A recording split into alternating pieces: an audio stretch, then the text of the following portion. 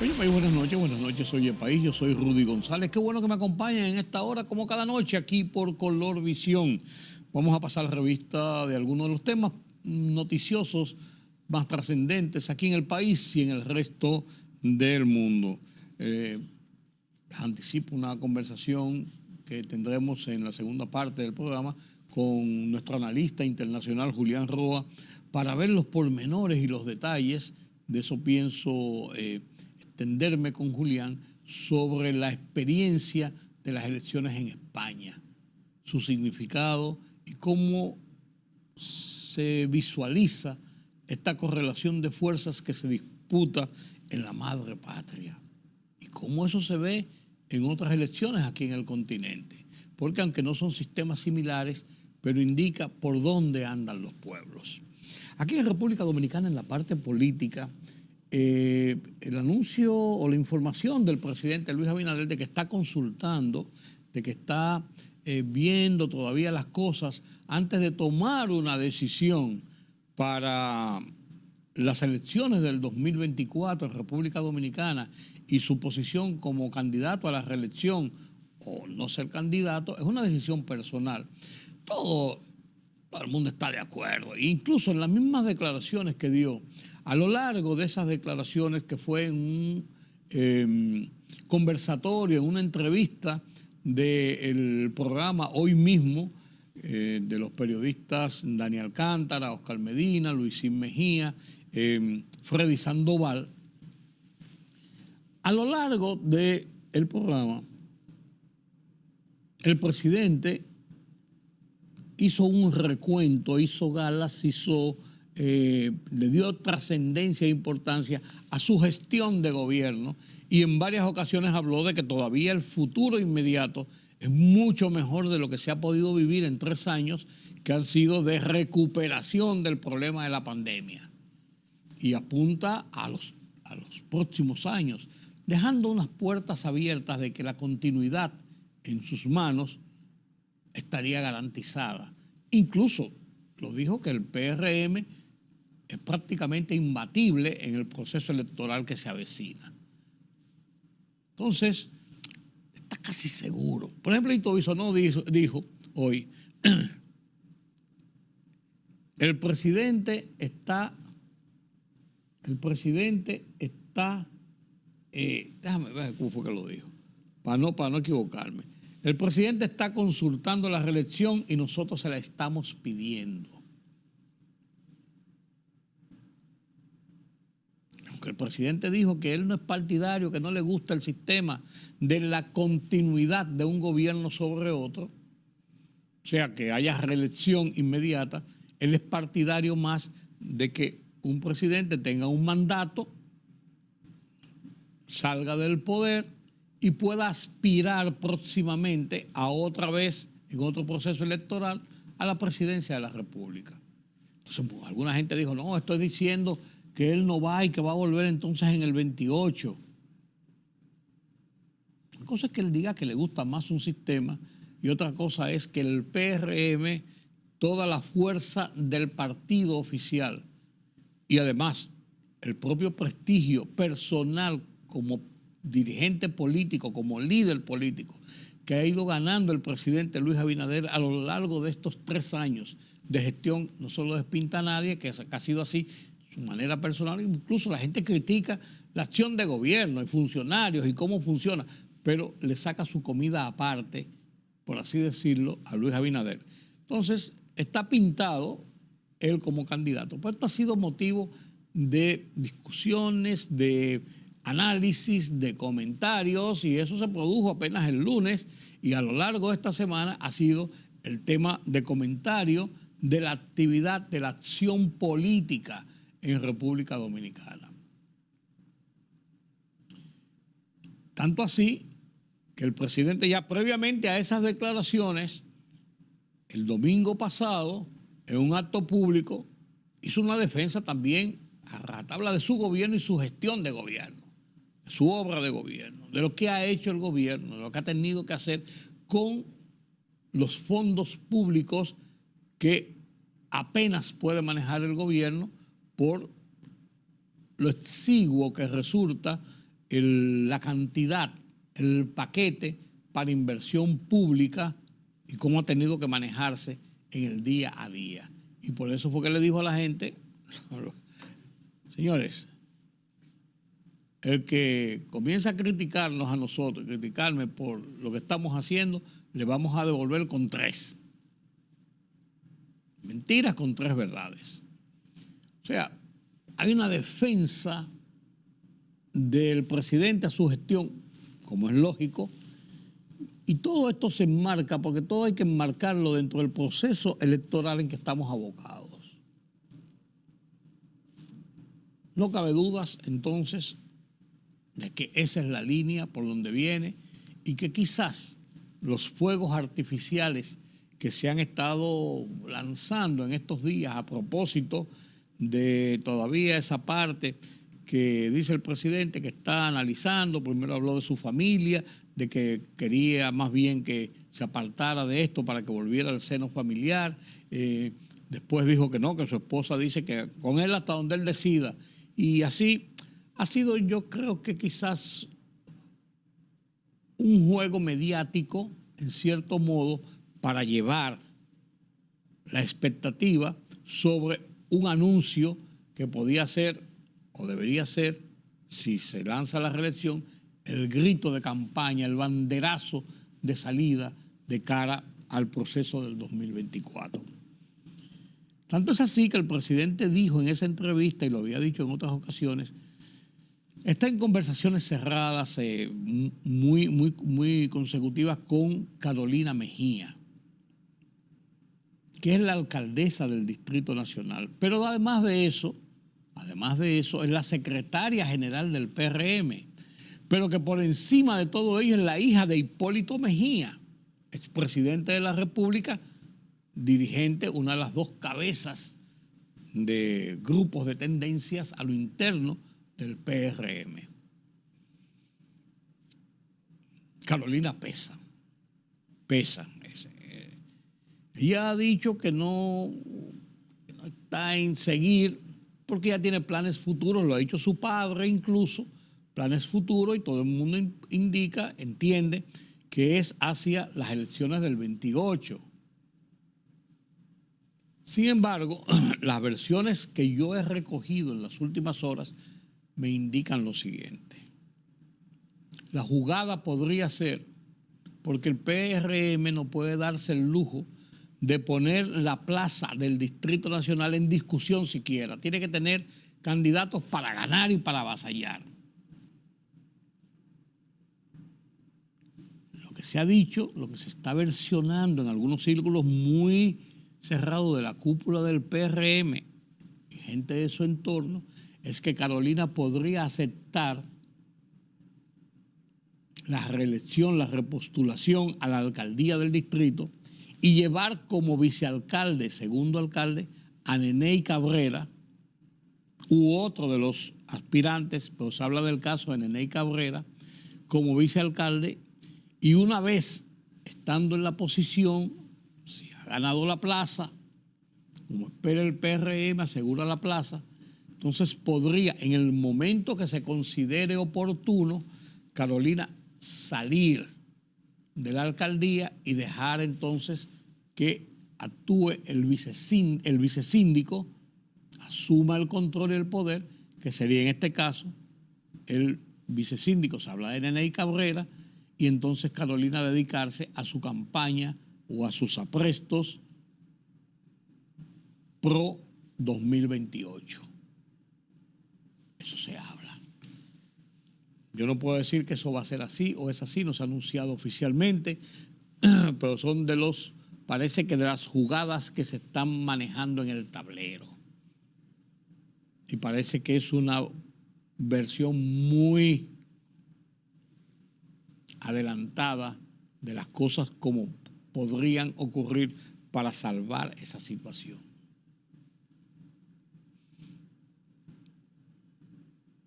No cabe dudas de que se mueven algunas cosas.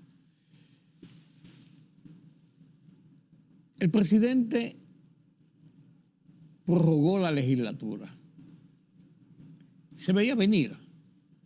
Prorrogó la legislatura a partir de este 27 de julio, terminó el 26 de julio, este 27 de julio hasta el 15 de agosto. O sea, se va a trabajar corrido porque el 16 de agosto abre la otra legislatura. Se va a trabajar de corrido en el Congreso Nacional. Hay muchos temas que se han quedado ahí en el tintero. El tema del Código Procesal Penal, eso es una vergüenza, que siga dando tumbos en las gavetas del Congreso. Es una vergüenza que siga dando tumbos en las gavetas del Congreso. Ese proyecto, después de aprobado, fue devuelto por el presidente Danilo Medina con una serie de recomendaciones de enmiendas 2 años antes de Danilo Medina salir del poder. Y Luis tiene 5 años dando vueltas a un proyecto devuelto por el Poder Ejecutivo. Y quiero decir del tema de la Cámara de Cuentas, del lío de la Cámara de Cuentas. Lo dejan ahí en suspenso. Una Cámara de Cuentas prácticamente inoperante, y va a seguir siendo inoperante si no se resuelve el problema de la cúpula de la Cámara de Cuentas, que es una torre de Babel donde nadie se entiende, donde eso ha provocado una división de criterios entre el partido de gobierno y la oposición. Unos en favor de un juicio político y de estutanarlos a todos y nombrar otra Cámara de Cuentas, y otros en favor de que hayan simplemente reprimendas, algunas sanciones burocráticas, algunos jalones de moño, y que las cosas sigan hacia adelante. Pero hay que tomar una decisión, sea cual que sea. Dejarlo como está. Dejarlo como está. Es entrar en un limbo de una inoperancia mayor que la que ha tenido en los últimos 2 años. Algo inentendible. Inentendible. Pero esa es la realidad de lo que está ocurriendo con esta situación de la Cámara de Cuentas. Esta semana en mi columna Oye País, en el Listín Diario, volví sobre el tema de la semana anterior, porque recibí algunas críticas a mi columna de la semana anterior, porque yo hablé de que era mejor buscar vías de avenencia, poner las cartas sobre la mesa, que evitar la eventualidad de algún problema de violencia contra periodistas y comunicadores. Con el caso específicamente del señor Miki López, pero que eso podía extrapolarse a otras situaciones. Y hasta de alguien que quisiera echarle un jabón al sancocho y cometa alguna situación contra estos comunicadores, se le iba a pegar a pero a final de cuentas embarra al gobierno, a la sociedad, a la tranquilidad del país. Vuelvo sobre ese tema y hago algunas precisiones y algunas puntualizaciones y comparto con ustedes a continuación mi columna de esta semana, el Listín Diario, que se llama De amenazas y peligros, parte 2. Lo comparto con ustedes a continuación.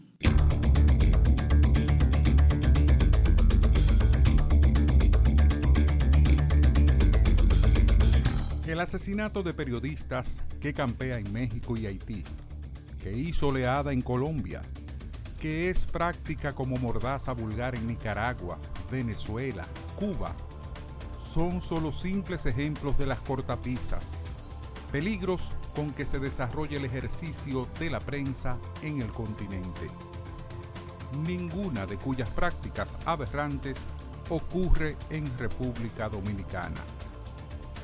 Otras formas de censura nos persiguen.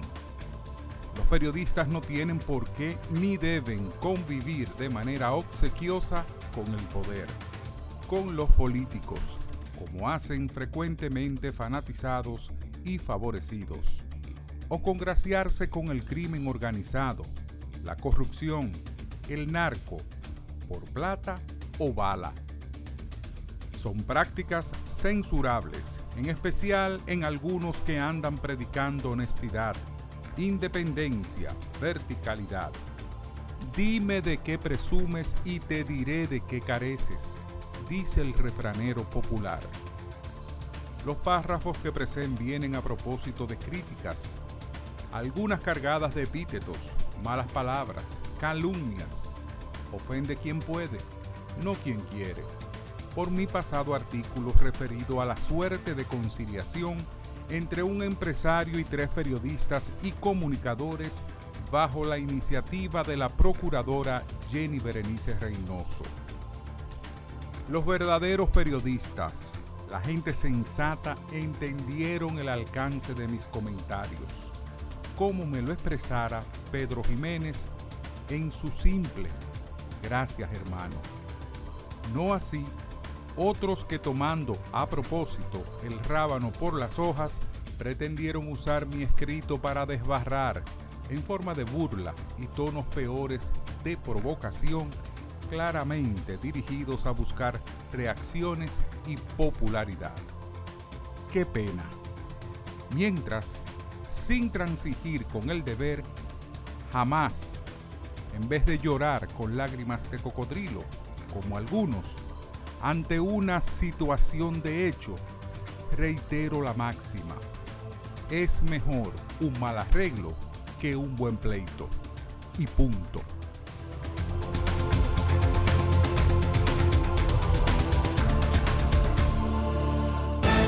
La libertad solo reside en los estados en los que el pueblo tiene el poder absoluto. Por el respeto a los valores democráticos y la dignidad del pueblo dominicano, El Rumbo de la Tarde, plural, objetivo, comprometido siempre con la verdad. Con Georgie Rodríguez, Rudy González y Ramón Colombo.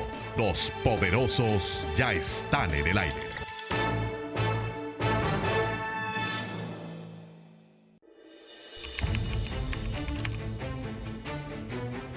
Periodismo de investigación, columnas, opinión, análisis, reportajes de fondo.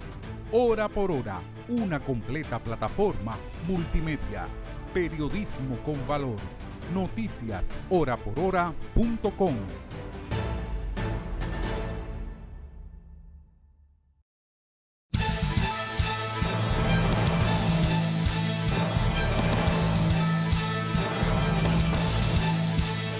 Con la finalidad de que el Congreso pueda sancionar definitivamente algunas iniciativas que están pendientes, entre las que se encuentran el polémico Código Penal, la propuesta Ley de Yacimientos de Hidrocarburos, la reforma de la Seguridad Social y ver si va a proceder el juicio político a los miembros de la Cámara de Cuentas.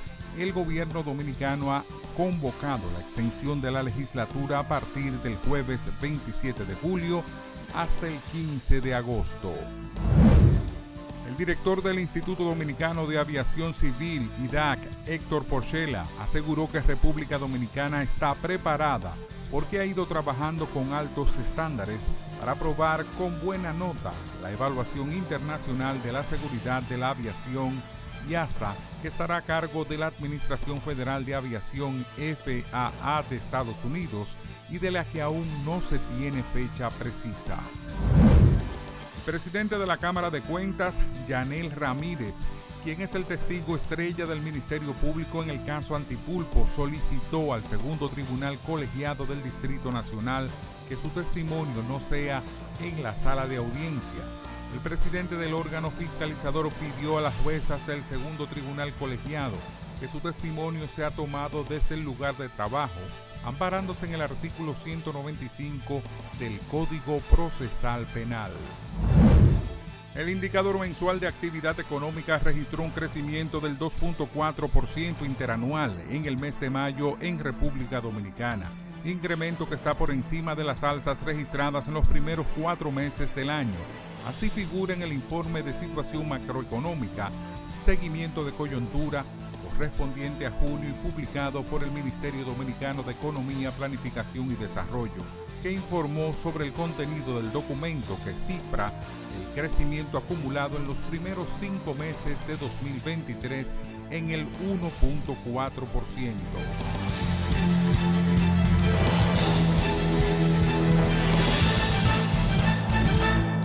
En el mundo de las internacionales, Pedro Vargas nos da un repaso de lo que está ocurriendo en la llamada huelga en Haití para la semana próxima, lo que está ocurriendo en China y las tensiones en China con esto de la purga interna que parece que se está registrando nueva vez con la expulsión del canciller chino y las tensiones con Rusia y toda esta zona. Temas interesantes. Pedro Vargas nos presenta las internacionales desde la redacción central de Oye País.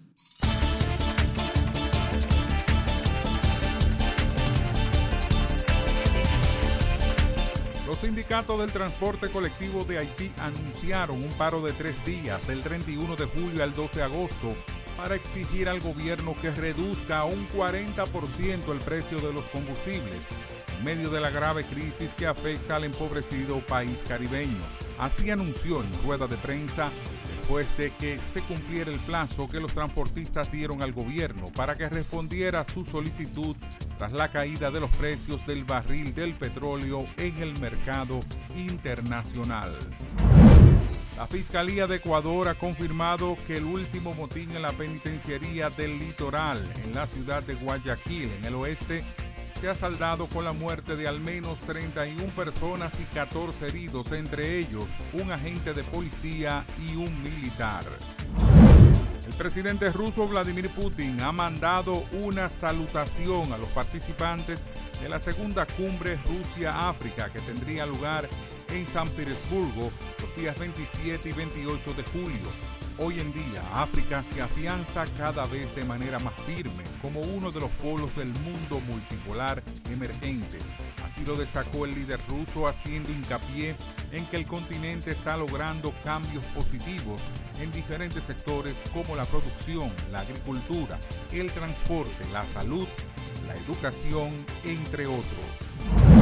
El secretario de Estado estadounidense Antony Blinken acusó a China de tener un comportamiento cada vez más problemático en Indo-Pacífico, una región de crecientes tensiones entre Washington y Pekín, durante su visita a Tonga.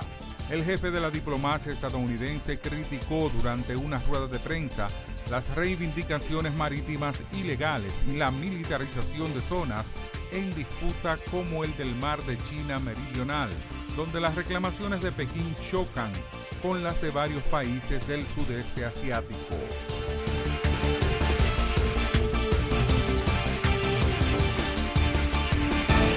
La libertad solo reside en los estados en los que el pueblo tiene el poder absoluto. Por el respeto a los valores democráticos y la dignidad del pueblo dominicano, El Rumbo de la Tarde, plural, objetivo, comprometido siempre con la verdad. Con Georgie Rodríguez, Rudy González y Ramón Colombo. Los poderosos ya están en el aire.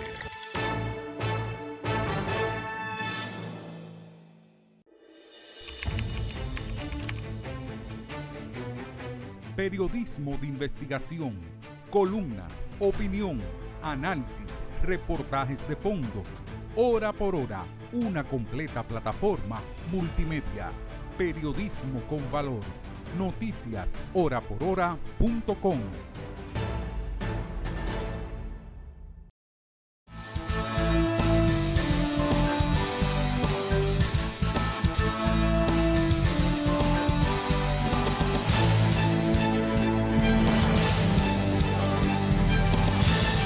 Gracias por continuar con nosotros aquí en Oye País. Analizamos la política internacional.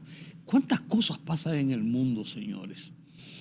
Uno no se cansa de a veces ver que una cosa por aquí, otra cosa por allí. Hubo 31 muertos en un motín en Guayaquil. En Guayaquil, en una ciudad de Ecuador, allá abajo, en el mar, una ciudad hasta turística, bonita, preciosa.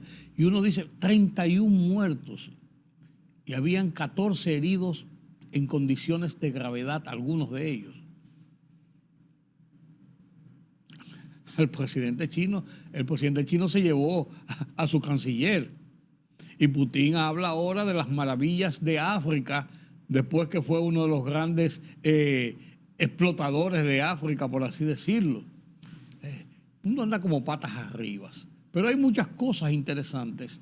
Y qué bueno hablar con una persona estudioso de el desarrollo de la política internacional y un estudioso desde la óptica del conocimiento, desde la óptica del análisis y con una facultad que tiene don Julián Roa de ser una persona que es objetivo.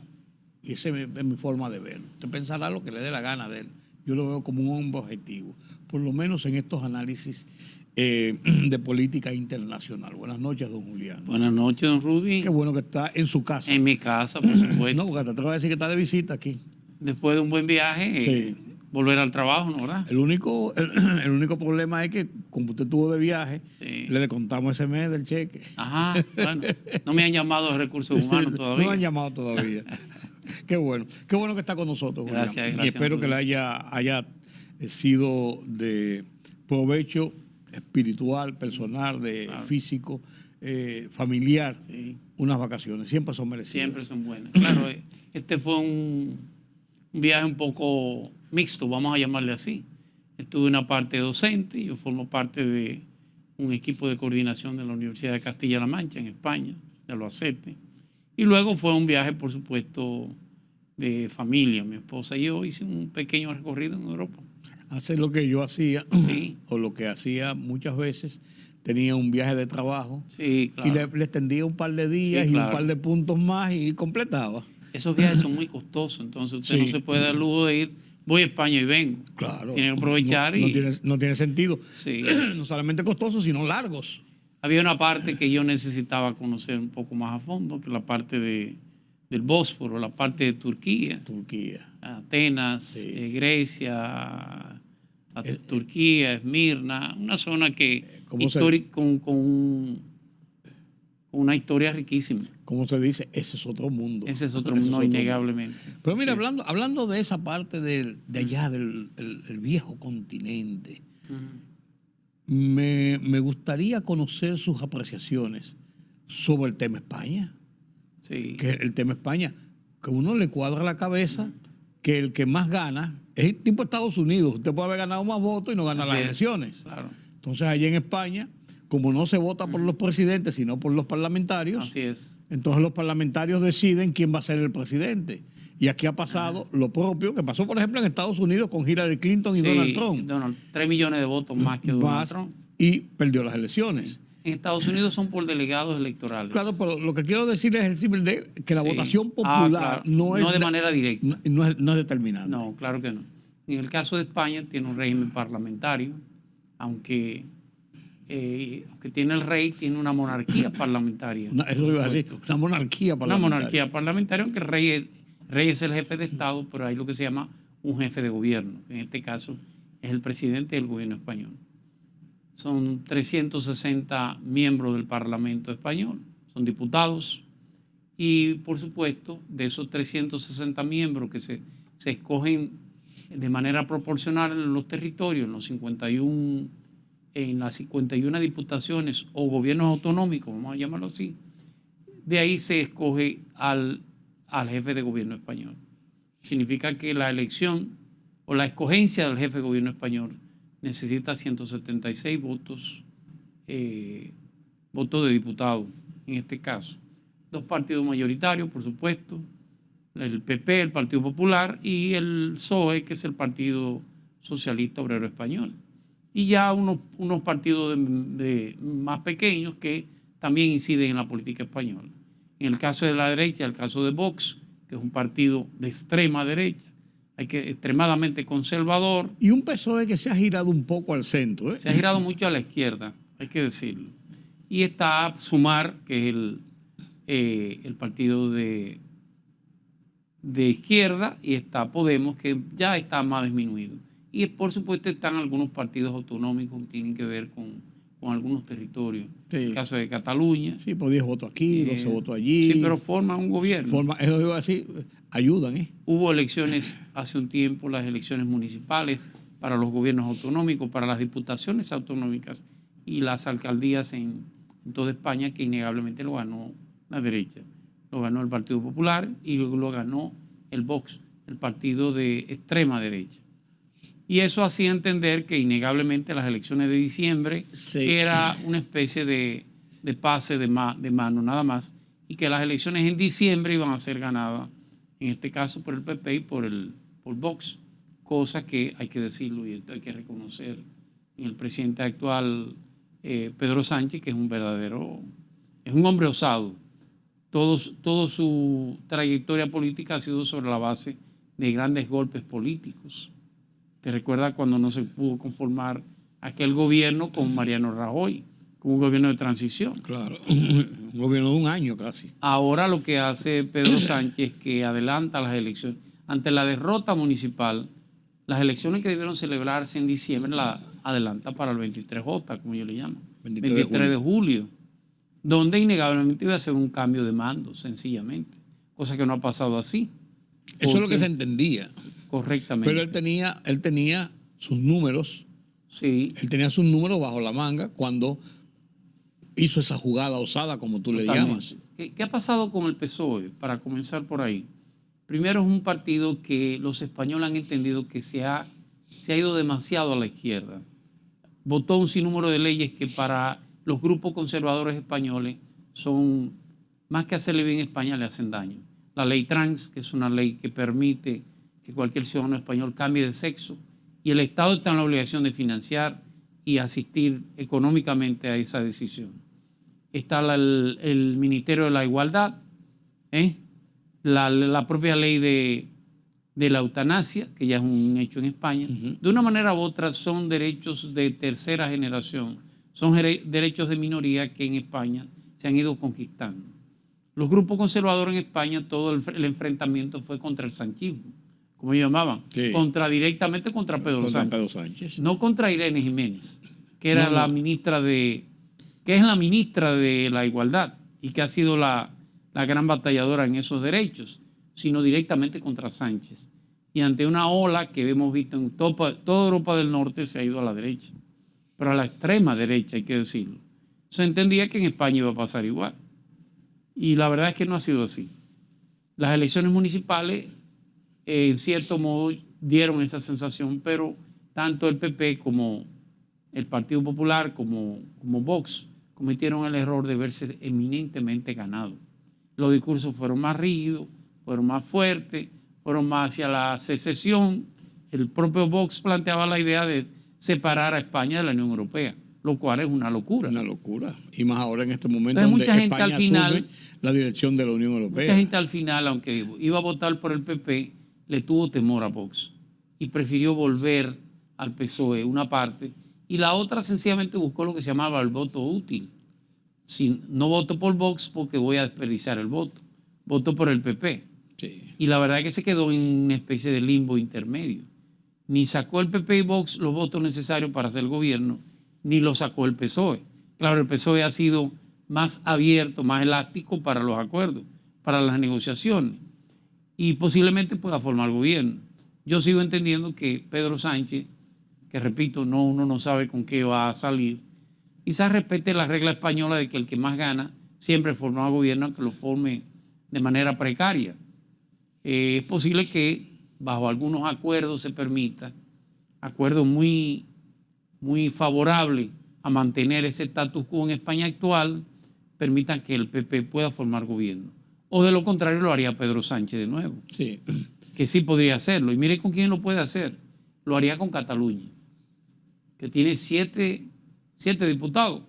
Cataluña, estamos hablando, pero es el partido de Carlos Puigdemont. Es el partido secesionista de Cataluña, que está sometido a procesos judiciales. Después de la hecatombe de hace 2 años. O sea que la situación en España está sumamente complicada. Pero es interesante. Si no hay gobierno, perdóneme, si no se logra conformar gobierno, habría que hacer elecciones de nuevo en diciembre. Sí. Pero mientras tanto, Pedro Sánchez sigue en la conducción del Estado. De manera administrativa. Sí, porque no puede haber un vacío. Pero ya no para tomar algunas decisiones políticas. Pero a mí, yo tengo la sensación de que Pedro Sánchez, que fue visto como un muchacho, por así decirlo, en principio, muy noble, para una situación de asumir el gobierno, en los cambios que se estaban produciendo en España, el nuevo rey, las conflagraciones de los partidos que comenzaron a surgir minoritarios, pero que tenían una presencia popular de las calles precisamente, entendían que él era muy joven y que quizás no podía en esas batallas de los viejos lobos. Sin embargo, Pedro Sánchez ha hecho el trabajo. Claro, innegablemente. Y no cabe duda de que aunque tuvo algunos conflictos iniciales, algunas diferencias con la monarquía, con el rey, no cabe duda de que el rey... Sobre todo por sus aliados. Recuérdese que él fue aliado a Podemos. Claro. Para Podemos el rey no tiene importancia. No tiene importancia. Claro. Pero él se ha ido acomodando a la realidad política necesaria para poder gobernar, y yo creo que él ha hecho un liderazgo importante, y es posible que él pueda continuar en la jefatura del Estado. Sí, innegablemente. Claro, cualquiera que sea el resultado, España va a entrar en una crisis. Muy dividido. La crisis económica no ha terminado. No. Recuérdese que la crisis del coronavirus, el Producto Interno Bruto español descendió alrededor de 5 o 6 puntos. Eso no se ha recuperado del todo. Cuando el PSOE habla de la recuperación económica, habla del crecimiento económico, es un crecimiento post-pandemia. No ha llegado a la situación que se encontraba antes de la pandemia. Y eso ha presionado al electorado español a votar en contra del propio Partido Socialista Obrero Español. Es una situación complicada que todavía uno no puede decir cómo va a resultar. Claro, ni a España ni a Europa le conviene una inestabilidad política en esa parte. Eso es lo que te iba a decir. ¿Cómo se refleja esto en el resto de una Europa que está con las tensiones lógicas que tiene, no solamente frente a Rusia, sino frente a ellos mismos en esta situación de recuperación post-pandemia? Así es. España juega un papel importante, sobre todo con la salida de Angela Merkel de Alemania, que fue el gran timón de Alemania por más de 10 años. Y de Europa en cierto modo. Y que esa transición ha caído en manos del joven francés, de Emmanuel Macron. Siempre ha necesitado el apoyo de España y siempre ha necesitado el apoyo de algunos de los países de Europa. Con una inestabilidad en España va a generar inestabilidad en Bruselas, necesariamente. España es importante para mantener esa unidad en torno a la posición rusa en Ucrania, seguir apoyando a Ucrania. No, mira lo que tú que mencionas a Macron, lo que ha pasado con Macron en las últimas semanas. Sí. Una situación ingobernable en un momento determinado. Así es, pero es un proceso interno. Sí, el tema de las pensiones. Claro, pero provocó una oleada popular que uno no sabe dónde pudo haber terminado esto. Y provocada por jóvenes, inmigrantes, en su gran mayoría, pero eso suscitó un apoyo solapado y hasta público de muchos contrarios al gobierno de Macron. España, el fenómeno que ha sucedido en las elecciones es un fenómeno importante, porque esa ola, repito, esa ola del norte, esa especie de brisa fría del norte que trae a todo el conservadurismo, ha parado en España. Se pensaba que iba a ser parte de eso. Claro. Claro, el gobierno tiene que, de una manera u otra, adecuarse en algunos discursos, sobre todo discursos que han llevado temor y miedo a España, al español tradicional. Aunque no lo crea, la votación del PP fue una votación abrumadora. Claro, no. Lo cual indica, y la votación del PSOE, inclusive, aunque fue un poco mayor, pero la mayoría de los que no fueron a votar son de la juventud y la mujer. Claro. Incluso la diferencia o las diferencias no son tan amplias. Claro. Uno pensó que venía una oleada que se iba a llevar al PSOE. De 163 a 136. Sí, lo que te quiero decir. No hay mucho. No es una cosa de otra. Entre un partido y otro. Sí, claro. El voto de los grupos LGBT influyó mucho. Los grupos LGBT se sintieron sumamente amenazados tanto con los discursos de Feijóo, de Núñez Feijóo, como los discursos de Santiago Abascal, que es el presidente de Vox. Por un discurso que llenaron de temor a esos grupos minoritarios. Y uno no lo cree, pues esos minoritarios llenan el saco. Por supuesto. Llenan el saco. Julián, ¿qué sigue pasando en el caso Ucrania? Porque el caso Ucrania salió de las portadas de los medios y se mantiene como fuente de noticias, pero realmente, ¿qué ha pasado con el caso Ucrania? ¿Qué ha pasado con Putin después de la rebelión, entrecomillada, del grupo Wagner? Del grupo, Wagner, y todo esto que pasó entre los generales y Bielorrusia por otro lado, o sea, como que se le complicó la cosa a la guerra. Yo le dije hace un tiempo a usted, hace más de un año, que esta es una guerra de desgaste, fundamentalmente. Sí, no, claro. No es verdad que Rusia tiene el suficiente poder, que no sea un poder, un suficiente poder convencional, que no sea un poder nuclear, que tampoco lo sería, para poder destruir a Ucrania en asuntos de meses ni de días, cosa que se ha dado tal cual lo habíamos planteado. Sí, sí. Pero ni siquiera Rusia ha sido capaz de tomar por las armas toda la zona del Donbass. Toda la zona secesionista de Ucrania, que es cierto que es secesionista. Muchos de los ciudadanos del Donbass, de Donetsk, de Lugansk, de esa zona, del Sebastopol, de la propia Crimea, no quieren ser ucranianos, quieren ser rusos, claro. Innegablemente. Pero hay un tema de política internacional y un tema de compromiso internacional. Y Rusia no ha podido limpiar esos territorios de rebeldes ucranianos. De hecho, en alguna parte del tiempo, Ucrania ha avanzado sobre muchos de esos pueblos, lo cual indica que es un tema de una guerra de desgaste fundamentalmente. Ahora hay un nuevo elemento, que es la destrucción de la presa cercana a la planta nuclear y la destrucción del puente que une Crimea con el continente. El puerto de Crimea es la gran salida de los granos de Ucrania hacia el mundo. Con estos atentados y el cierre por parte de Rusia de las exportaciones, de los acuerdos de exportación de granos ucranianos al mundo, pues usted entenderá que todos los precios de los commodities van a subir. Como de hecho han estado subiendo. Claro. A lo interno de Rusia hay una situación incómoda. Putin podrá decir que no, pero tiene una situación interna no resuelta, vamos a decirlo así, que no va a resolverse mañana, pero va a ir calentándose. Sí, sí. El tema del grupo Wagner, que es un grupo que creó el propio Putin, de hecho quien dirige el grupo Wagner le dicen el cocinero de Putin, porque era un empresario dueño de los mayores restaurantes de Moscú. Sube cuando Putin es alcalde, sube con Yeltsin, con la caída de Yeltsin, con todo el deterioro de esa Federación Rusa de aquel entonces. Y es quien dirige prácticamente todas las operaciones militares de manera privada. Ya no solamente son soldados rusos, sino son soldados contratados, son mercenarios. Y no han podido resolver el tema de Ucrania. La comunidad internacional, hay que decirlo, Rusia ha sido firme, la Unión Europea ha sido firme en eso. La OTAN ha sido firme. China ha mantenido un rol como ha tenido que jugarlo. Le ha sacado ventaja en todos los aspectos. Ha negociado tanto con la Unión Europea como con Estados Unidos algún tipo de flexibilidad con relación, de sus políticas con relación a China. Y esa es una ventaja. Se ha colocado en mejor posición geopolíticamente hablando. Rusia es cada día más la dependencia de Moscú con Beijing que viceversa. Sí. En términos de compra de petróleo, en términos de compra de commodity, en términos de financiamiento de la propia campaña militar rusa, China ha jugado el rol que ha tenido que jugar. Y China, con ese rol que juega, también sigue jugando su rol interno por debajo. Estamos ante una nueva purga con la salida de Qin Huang. Usted se refiere al canciller. Al canciller. Hace un mes que no aparece. No, por eso. Hace un mes que no aparece y ahora hay unos vicecancilleres también que por ahí que están fuera de servicio también. Recuérdese que China, fundamentalmente, tenemos que ver 3 Chinas, o 4 si usted quiere.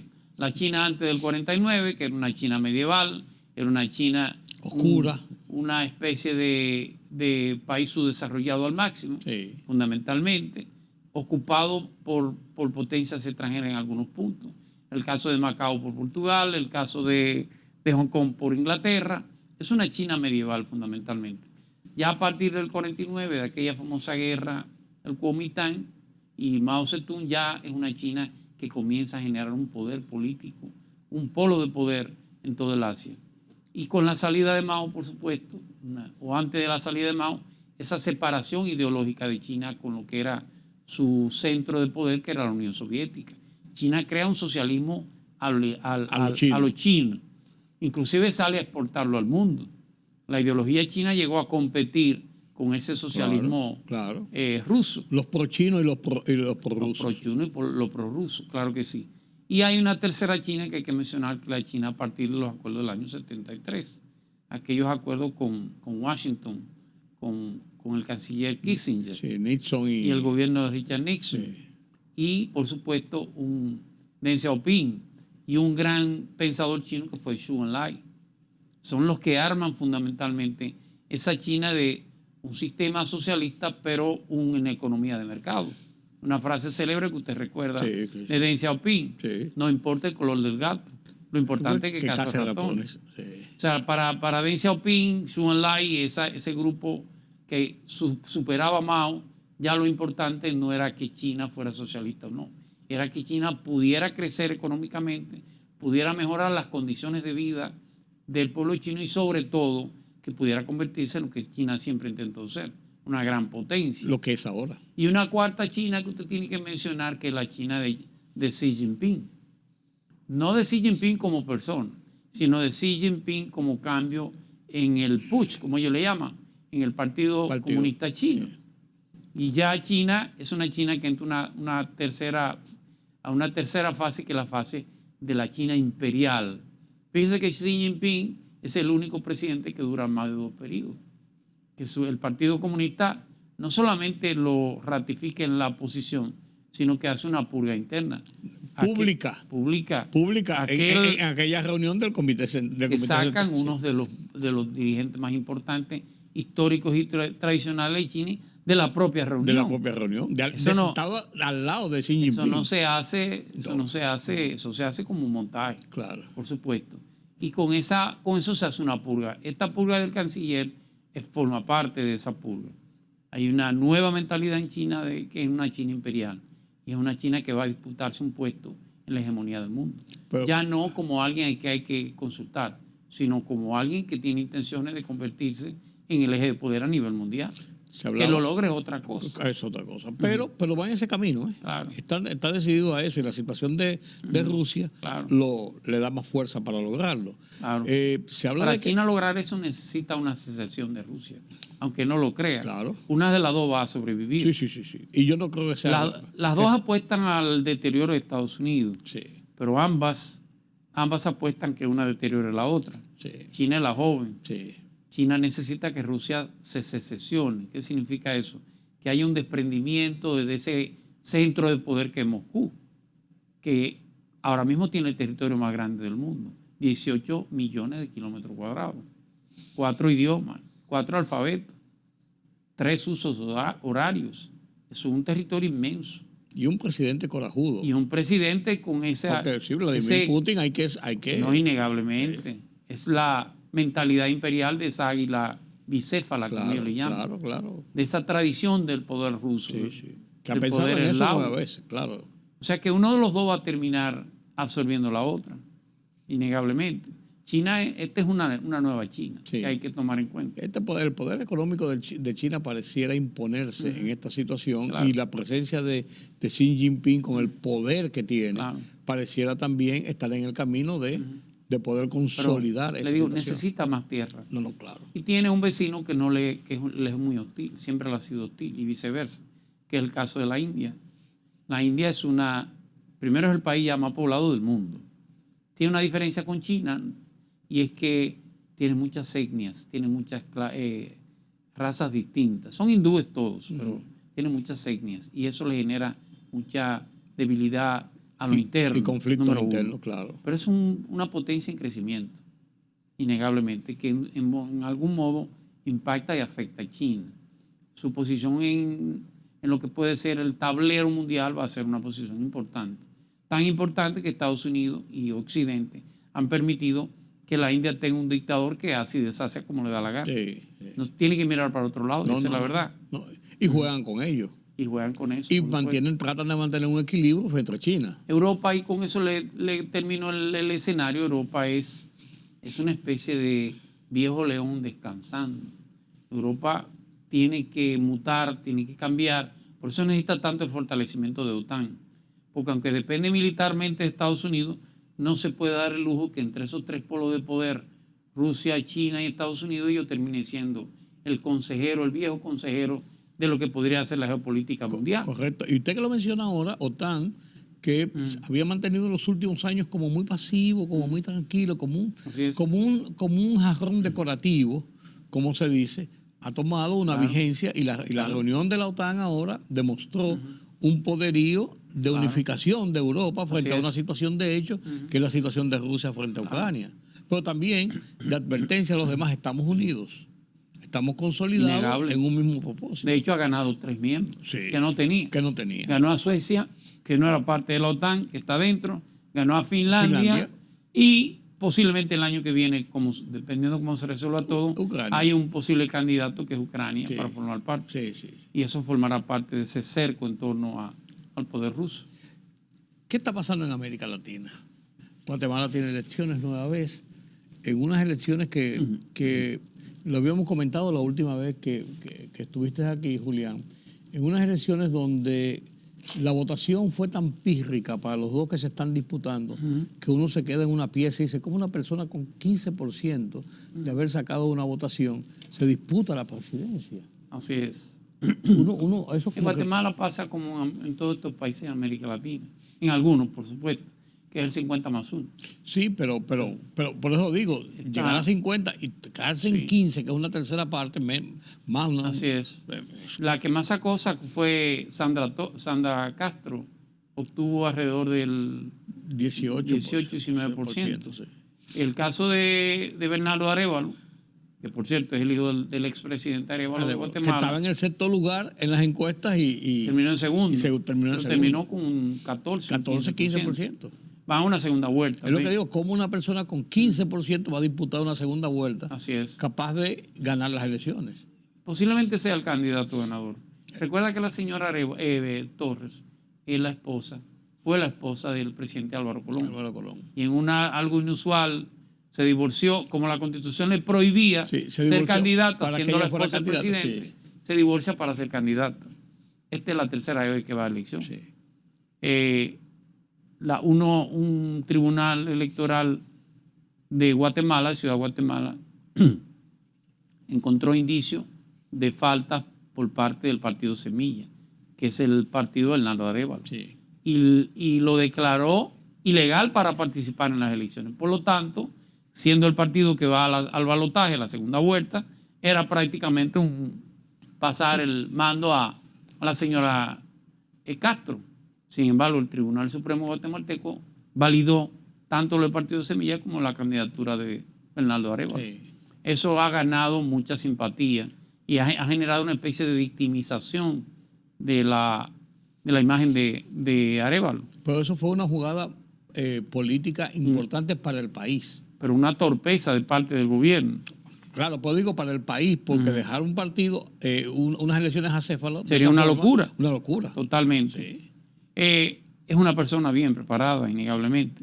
Me refiero a Bernardo Arévalo. Es un diplomático, es un periodista, es un sociólogo. Tiene una experiencia política, sobre todo técnica, bien amplia. A diferencia de la señora, que el mérito es haber sido la esposa de un presidente. Sí. No podemos cerrar este conversatorio, Julián, sin mencionar a Haití.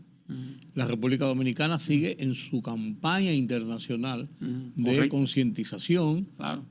No solamente ya llevada en la voz cantante del presidente, sino también que se hizo una comisión o comisiones multidisciplinarias y multipartidarias para que vayan a proclamar la posición de país en los organismos internacionales, y lo acaba de hacer en Estados Unidos, en Washington específicamente. De ahí van a seguir a la Unión Europea y hay otros organismos donde van a ir. Yo tengo la sensación de que el maestro de la orquesta le ha pedido a los músicos que hagan silencio. Y ha dejado una especie de solo, vamos a decirlo así, o de que solo un instrumento toque. Me explico. No es posible que en la cumbre Unión Europea-CELAC, la CELAC es la comunidad de estados latinoamericanos y caribeños. Sí.